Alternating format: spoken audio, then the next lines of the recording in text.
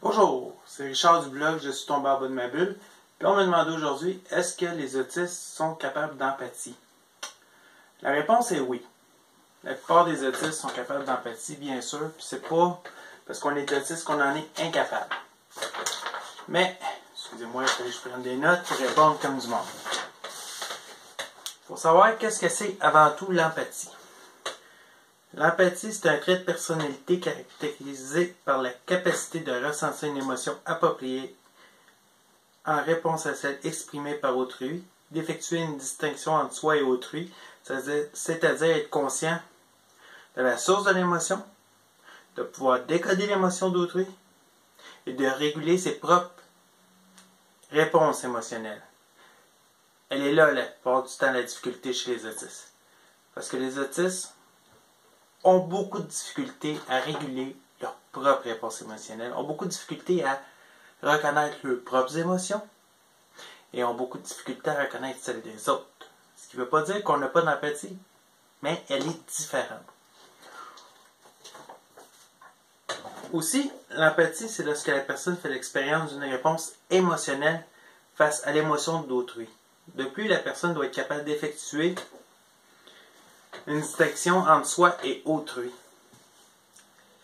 et de réguler encore là ses propres émotions. Il y a beaucoup d'autistes qui n'arrivent pas à faire la différence entre l'empathie, la sympathie et la compassion. Bien, pas juste des autistes, du monde en général. Il faut comprendre ça aussi à la base. C'est que l'empathie, c'est de comprendre fondamentalement ce que l'autre ressent.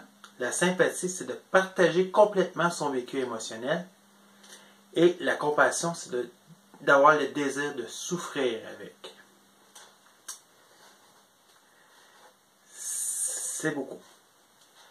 Maintenant, on arrive dans l'empathie. L'empathie, il y a plusieurs types d'empathie. On va parler de l'empathie émotionnelle et de l'empathie cognitive. Parce que c'est ces deux-là qui nous intéressent chez les autistes. L'empathie émotionnelle, c'est une réaction généralement automatique et non intentionnelle lorsque nous voyons quelqu'un souffrir. C'est là que nous sommes nous-mêmes affectés et nous éprouvons généralement un ressenti désagréable. Bon, ça c'est ce qui se passe chez les gens en général, chez qui tout va bien. Ils vont voir quelqu'un souffrir, ils vont ressentir, ils ne vont pas ressentir ce que la personne souffre, mais ils vont avoir une réponse émotionnelle à ce que la personne ressent. Ils vont le comprendre sans avoir à le ressentir. Ensuite, c'est là que ça va plus durement pour les autistes. C'est que les autistes, souvent, ne vont pas comprendre immédiatement ce que la personne ressent.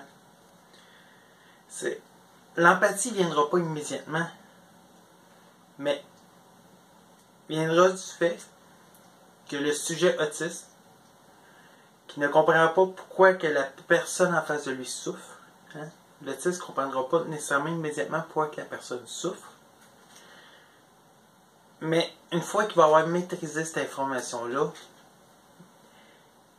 il va l'avoir l'empathie. Elle va venir, elle va être très présente, elle va même être trop. On va souvent même aller jusqu'à la compassion, même plus, la personne autiste va souffrir encore plus, parce qu'en plus de vouloir ressentir puis souffrir avec la personne qui souffre, de vouloir ressentir tout ce qu'elle ressent, mais en plus, elle va avoir une culpabilité qui va lui faire mal, parce qu'elle ne l'a pas ressenti au bon moment, parce qu'elle n'était pas là quand c'était le temps de le ressentir, parce que c'est arrivé une journée, 2 jours, 3 jours plus tard, 1 an plus tard. À un moment donné, elle se réveille et elle fait comme « Oh mon Dieu, qu'est-ce qui s'est passé? » Puis là, il va avoir tellement un malaise. Le malaise de ne pas avoir été là, en plus du sentiment, c'est très dur. Ensuite, il y a l'empathie cognitive. Ça, c'est quoi? C'est là qu'on va parler de mentalisation puis de théorie de l'esprit. Ça devient intéressant parce que c'est là qu'il rentre en jeu ce qu'on appelle les neurones miroirs ou le système de neurones miroirs. Parce que c'est plusieurs neurones qui fonctionnent ensemble. Ça a été découvert en 1996 par une équipe italienne du département de neurosciences de la faculté de médecine de Parme. OK? du fait de ses implications dans la compréhension, les neurones miroirs, du fait de ses implications dans la compréhension des actions d'autrui. C'est ça qui fait que, instinctivement, on va être capable de comprendre, d'être empathique. Ça va être instinctif. Chez la plupart des gens, c'est grâce aux neurones miroirs. Mais les neurones miroirs, chez les TSA, chez les autistes, sont souvent défaillantes. On va le dire. Le traitement de l'information se fait mal. Ils en ont moins. Ils sont dans des zones moins utilisées du cerveau par les autistes. Ce qui fait que la personne autiste n'aura pas cet outil mécanique du cerveau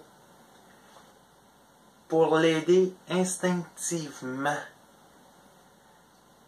à imiter l'autre. Ça va plus loin que l'empathie, ça va jusqu'à l'imitation tout court, imiter un mouvement, imiter un geste, imiter un sport. Dans un cours de karaté, imiter les mouvements de la personne en face de soi. Dans un cours de danse, imiter les mouvements de danse, des fois de pieds qui peuvent paraître tellement simples, puis la personne autiste n'y arrive pas. La raison pourquoi elle n'y arrive pas, c'est les neurones miroirs. C'est un système très complexe qui n'aide pas du tout à l'empathie. Mais qui ne veut pas dire qu'elle n'arrive pas non plus. Mais elle va arriver plus tard. Elle va arriver différemment. La réponse ne sera pas celle que la société atteint immédiatement. Ou des fois, avec le temps, la personne apprend à s'adapter. Apprend à offrir une réponse quasi immédiate. Comprend qu'on va souffrir de telle ou telle chose. Puis il va être capable un peu de jouer la comédie pour le moment. Mais 1 heure, 2 heures, un jour, 2 jours après, elle va réellement souffrir, elle va réellement avoir l'empathie qui va venir. Un autre côté aussi, c'est qu'on retrouve souvent chez les autistes qui nuit à l'empathie, mais qu'on retrouve aussi chez 20% de la population en général. Entre 50 et 70% des autistes, on n'est pas certain, et 20% de la population générale, c'est l'alexithymie. Oh mon Dieu que c'est ça. L'alexithymie, là, c'est, attendez, on va le dire comme il faut, c'est un déficit dans le processus cognitif de régulation émotionnelle. OK? Qui résulte d'une connexion déficiente entre les centres cérébraux de l'émotion et ceux ou celles représentés de façon consciente. C'est une incapacité à identifier ou à exprimer ses propres sentiments. C'est une incapacité à différencier ses états affectifs, ses sensations corporelles liées aux émotions. Une limitation de la vie imaginaire. Un recours à l'agir pour éviter ou résoudre les conflits. Une pensée pragmatique. Une incapacité à identifier les émotions et sentiments d'autrui. Chez les personnes alexithymiques, autant autistes que non autistes, on retrouve souvent les troubles liés à l'empathie. On ne parle pas encore d'une absence totale d'empathie, mais on parle d'une réponse empathique qui n'est pas celle nécessairement attendue.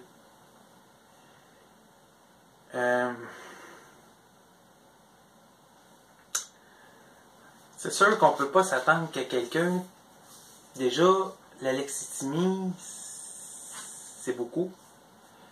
Si tu es autiste en plus alexithymique, je dirais que c'est encore plus. On parle d'une très grande difficulté à reconnaître les émotions, à les vivre, à les différencier. Puis demander à cette personne-là, subitement, l'empathie, c'est quasi impossible. Ça ne veut pas dire qu'après réflexion, qu'après y avoir pensé longtemps, analyse, explication. Une fois que l'info est intégrée complètement, ça ne veut pas dire que la personne n'aura pas d'empathie. Au contraire, elle va être très capable d'en avoir, là. On parle pas de sociopathe, là. On parle d'autisme. Mais en gros, c'est ça. Oui, les autistes ont de l'empathie, quoiqu'elle n'est pas instantanée. Elle n'est pas tout le temps la réponse demandée, immédiate, voulue par la société, voulue par le contexte. Mais est-ce qu'elle l'est réellement chez tout le monde? Non. Si 20% des non-autistes sont alexithymiques, 20% des non-autistes qui sont capables d'empathie immédiate non aussi. T'sais? En gros, c'est ça. Fait que oui, les autistes sont empathiques, puis souvent même trop, hein, comme on l'a dit tantôt. On va souvent passer de l'empathie à la compassion, à une compassion sans fin, en plus d'une culpabilité, d'un ressenti désagréable. Mais c'est pas grave, hein, c'est la vie. Fait que j'espère que ça a répondu à la question. Merci, au revoir.